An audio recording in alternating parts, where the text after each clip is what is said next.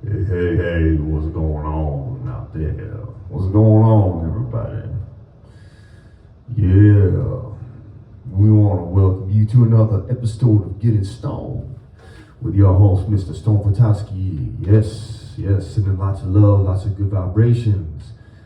As always, I'll tell y'all, thank you so much for being here. It is, I feel deeply blessed. And,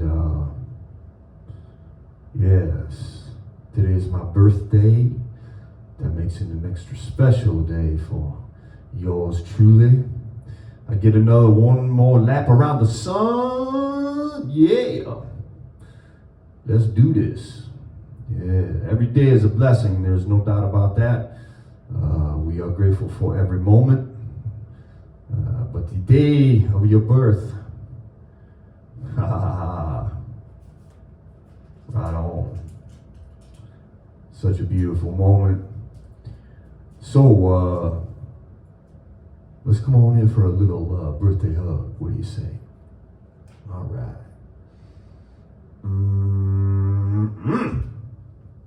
That's some good stuff. Yeah, baby. So the sun is shining. We feeling irate. Today is also President's Day. And yeah, so whatever the fuck that means, right? Yeah, his story. Yeah.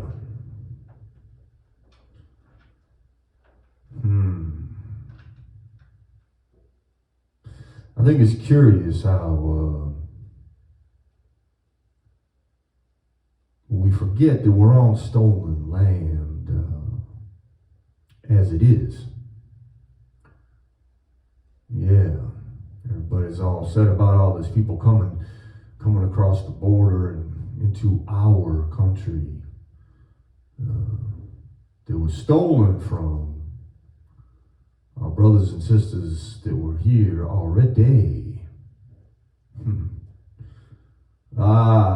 Human beings, we are such a trip. And that's all I'm going to have to say about that right now.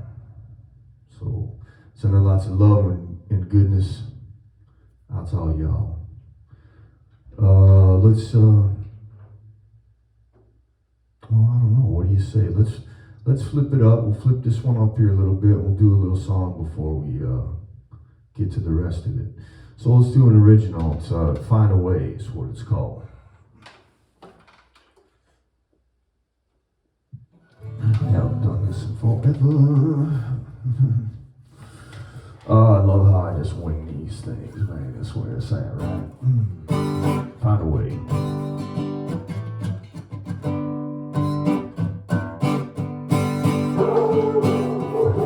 There goes my dog.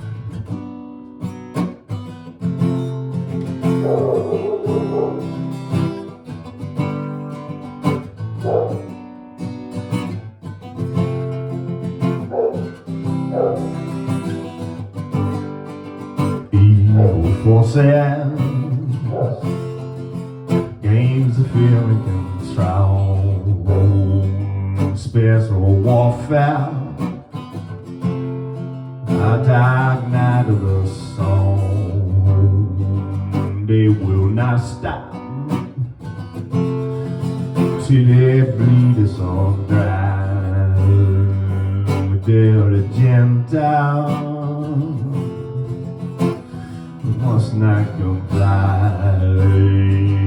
Got to rise up, yeah, and fight for all rights. Open our mind's eye and see with clear sight. Got to find a way to love.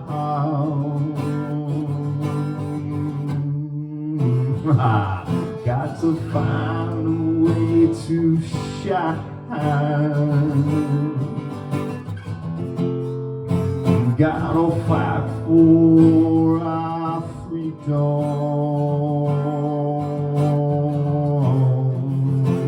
to live a life divine.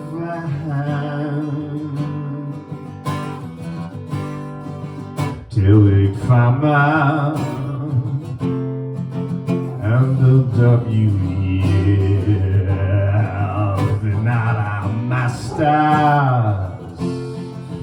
We've had more than enough. Fuck the technocrats, ha, and their dastardly plan. No mass surveillance, truth and love with a man. Our bodies freedom and an inalienable right, never to be taken. We'll overcome darkness with light. No more lies.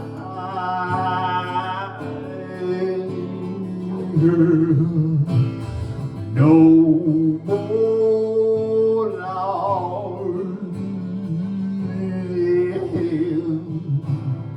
No more lies. Yes.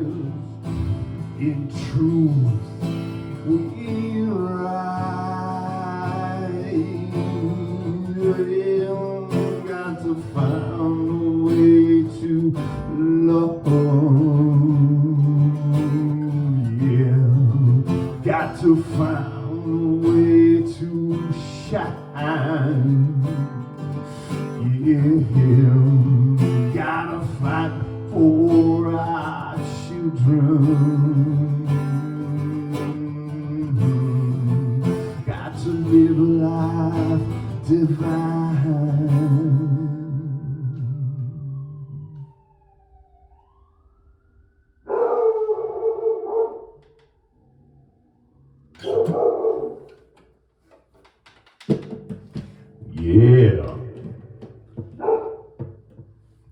Yeah, sometimes these shows, you know how it is, how it goes in life, right? My dog's still barking up there. The sirens are going by. Yes. So that was Find a Way, you know, wrote that here in the midst of the big lie that we've been living in here in the last, oh hell, you could say all our lives, but that song came about right here about, I don't know, two and a half, probably 3 years ago now. You know, this is the insanity of the human being. Locking down and masking up and, oh boy, I'd be scared of everybody. Crazy times we be living in. So I'm gonna read from this book, kind of on the same tip as what this episode just seems to be about. So John Gray is the brother that wrote this book. It's called Straw Dogs: Thoughts on Humans and Other Animals. Yeah, it's a killer piece of work. I encourage you to check it out. I could pick just about anywhere in this hell of a piece of work.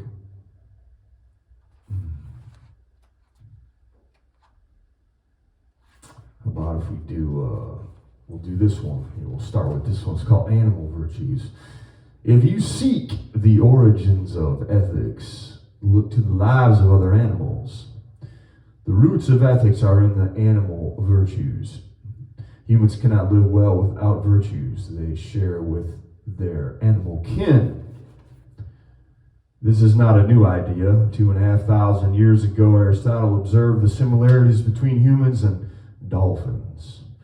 Like humans, dolphins act purposefully to achieve the good things of life. They take pleasure in exercising their powers and skill, and they display qualities such as curiosity and bravery. Humans are not alone in having an ethical life, in thinking this way.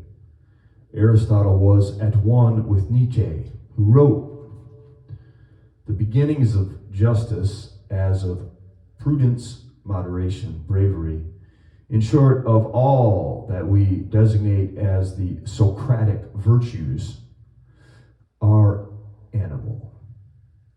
A consequence of that drive which teaches us to seek food and elude enemies.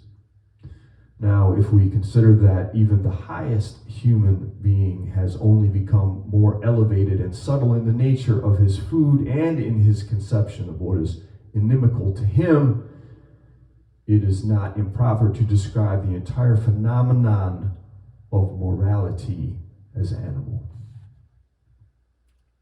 The dominant Western view is different. It teaches that humans are unlike other animals, which simply respond to the situations in which they find themselves. We can scrutinize our motives and impulses. We can know why we act as we do. By becoming ever more self-aware, we can approach a point at which our actions are the result of our choices. When we are fully conscious, everything we do will be done for reasons we can know. At that point, we will be authors of our lives.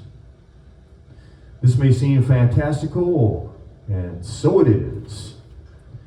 Yet it is what we are taught by Socrates, Aristotle, and Plato, Descartes, Spinoza, and Marx. For all of them, consciousness is our very essence. And the good life means living as a fully conscious individual. The fact that we are not autonomous subjects deals a death blow to morality.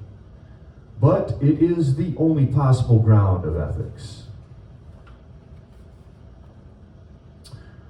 If we were not made up of fragments, we could not practice self-deception or suffer from weakness of will. If choice ruled our lives, we could never display spontaneous generosity. If our selves were as fixed as we imagine them to be, we could not cope with a world abounding in discontinuities.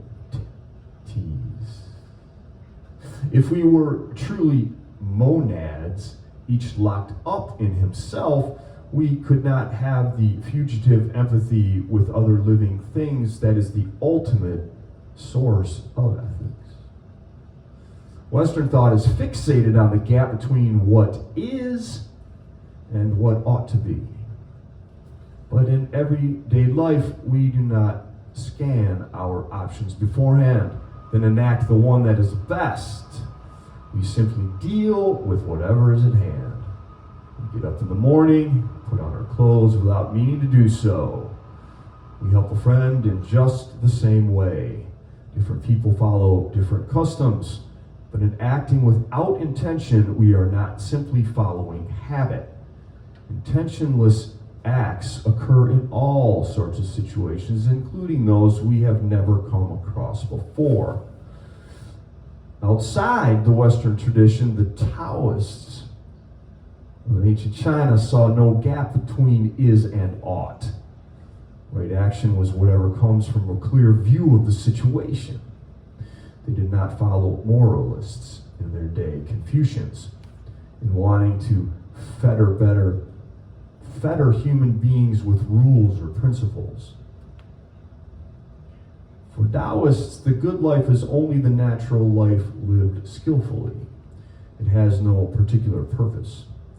It has nothing to do with the will, and it does not consist in trying to realize any ideal. Everything we do can be done more or less well. But if we act well, it is not because we translate our intentions into deeds. It is because we deal skillfully with whatever needs to be done. The good life means living according to our natures and circumstances. There is nothing that says that it is bound to be the same for everybody, or that it must conform with, quote, morality.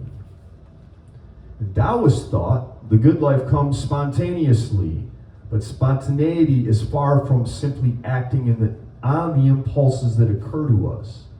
In Western traditions such as Romanticism, spontaneity is linked with subjectivity. In Taoism, it means acting dispassionately on the basis of an objective view of the situation at hand. The common man cannot see things objectively because his mind is clouded by anxiety about achieving his goals. Seeing clearly means not projecting our goals into the world. Acting spontaneously means acting according to the needs of the situation.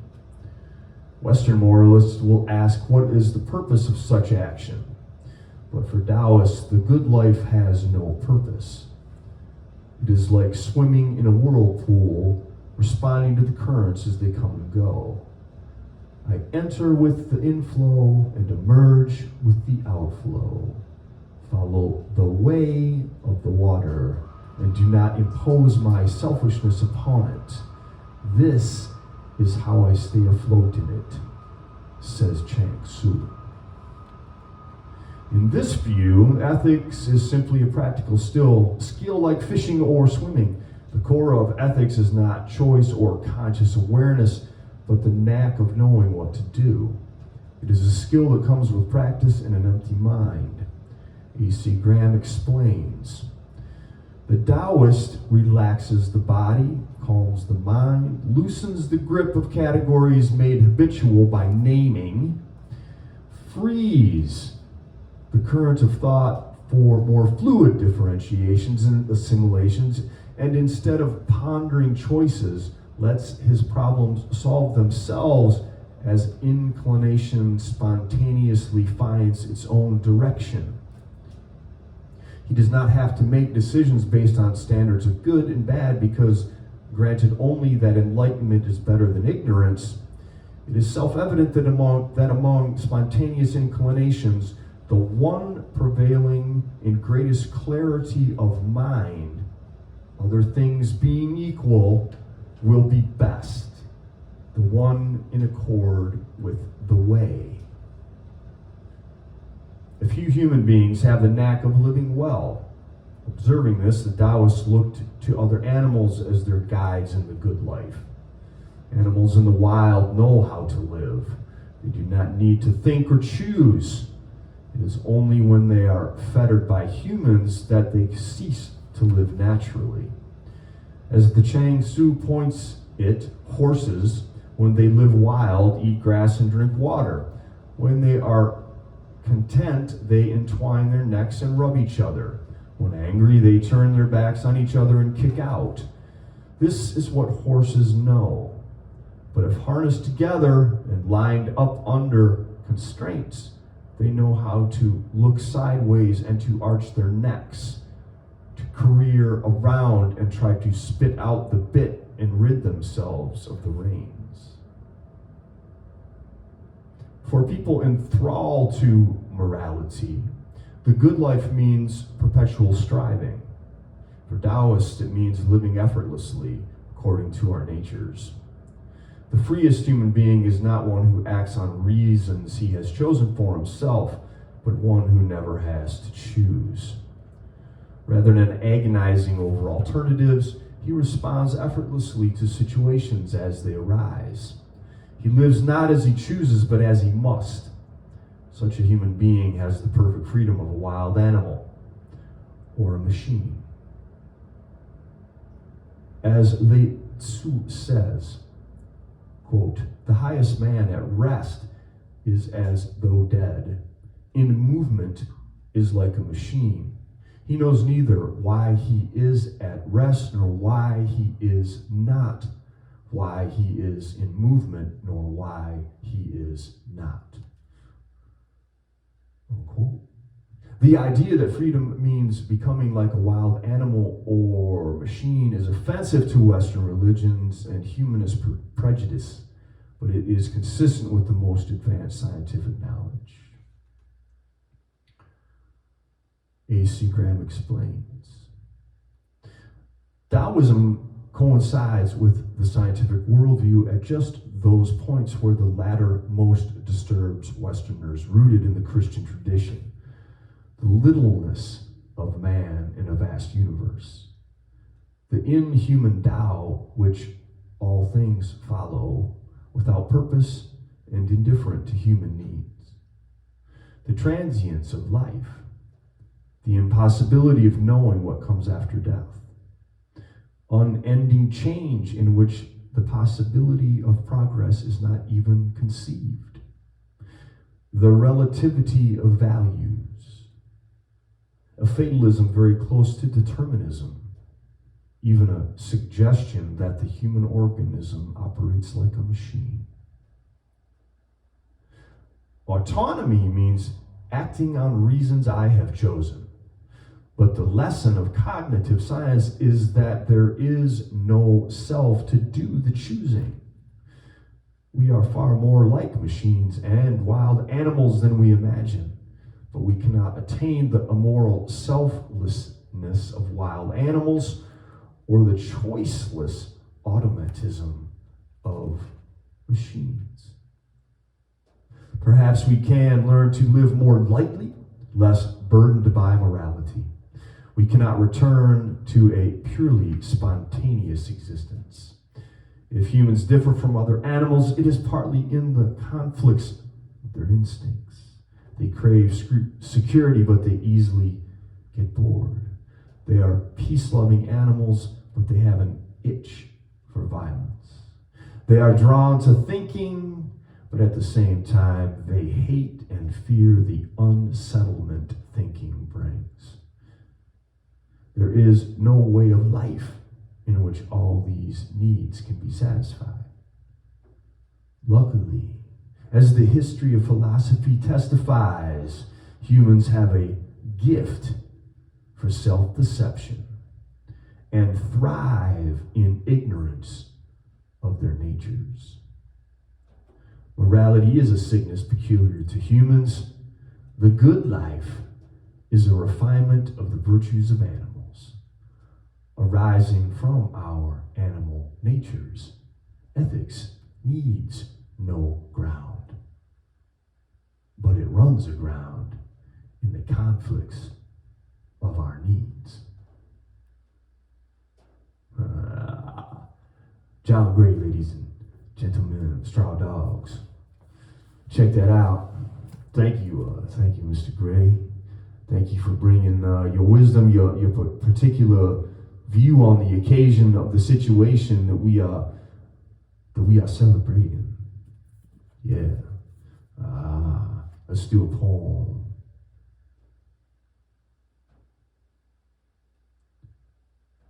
Geometry by Ken Kesey.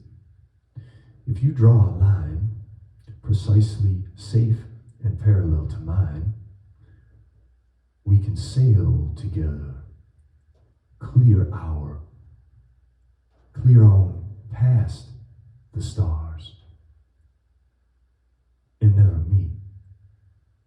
And since the holes between these points of distant heat are deep and blind, sight a course for collision and hang on tight. The precision of our loving is the lethal kind.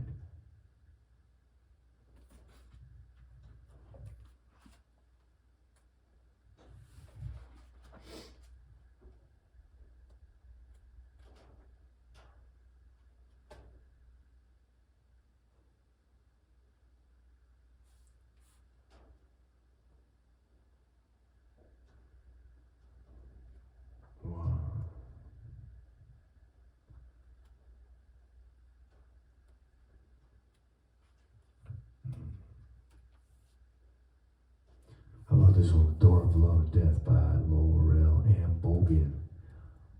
The door for love and death. You push the shadow against the wall. Open the door for love and death. What rooms are rented there? In the room of exquisite torture, a woman watches her lover shave. In the room of hopeless romantic, a man man weeps before a portrait of Voltaire. In a room of maternal instinct, the rose is embalmed. In the room of amorous adventure, both doors hide the tiger. In the room of my life, I give up one and love the other. Yeah.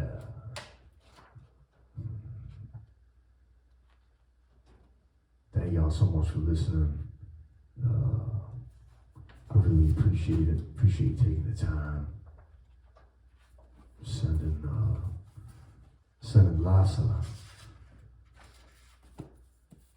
love, lots of peace. You need some compassion. You need some honey. You need some sweetness in your life. Yes, know you are loved. Yes, believe it. See it. Thanks for stopping on by. Thanks for giving a listen. You know, I appreciate all y'all. Whoo, right on. Until next time, this is Tom Petoskey saying peace.